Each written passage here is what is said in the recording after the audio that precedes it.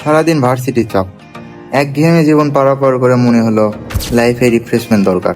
ভাবনার সাথে তাল মিলিয়ে বিকেলটাকে রঙিন করার জন্য রওনা দিলাম দিয়াবাড়ি। ঢাকা শহরে বিকালবেলায় রিকশায় উঠলে এমনিতেই মন প্রশান্তিতে ভরে যায়। তবে এই শহরের ময়লার কথা বিশেষভাবে বলতেই হয়, যা ঢাকার মানকে অনেক নিচু নামায়। সে যাই হোক, অবশেষে আমরা পৌঁছে গেলাম মিরপুর দিয়াবাড়ি নদীর ঘাটে। নৌকাওয়ালা মামার সাথে ভাড়া মিটিয়ে উঠে পড়লাম এক মধুর যাত্রার উদ্দেশ্যে।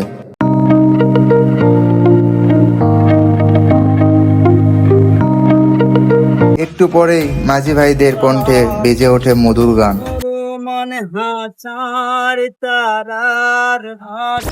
কেউ গোসল তো কেউ জীবিকার উদ্দেশ্যে এই নদীতেই ছুটে চলছে।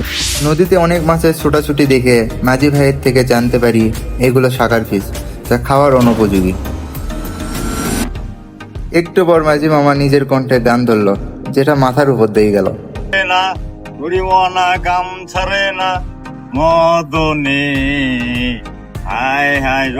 চারদিকের দৃশ্যটা অনুভব করছিলাম।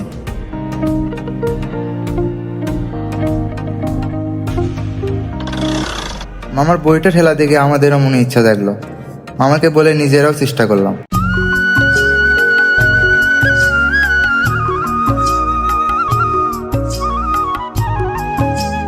অনেকদিন পর অনুভূতিটা পেলাম। নৌকা থেকে নেমে ঘাটে ভেলপুরি দেখে লোভার সামলাতে না পেরে খাওয়া শুরু করে দিলাম। বিকেলের দৃশ্যটা সত্যি অনেক সুন্দর।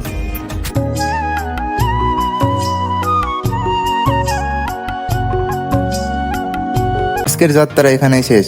সবাই সুস্থ থাকবেন, ভালো থাকবেন এবং আমাদের পাশে থাকবেন। ধন্যবাদ।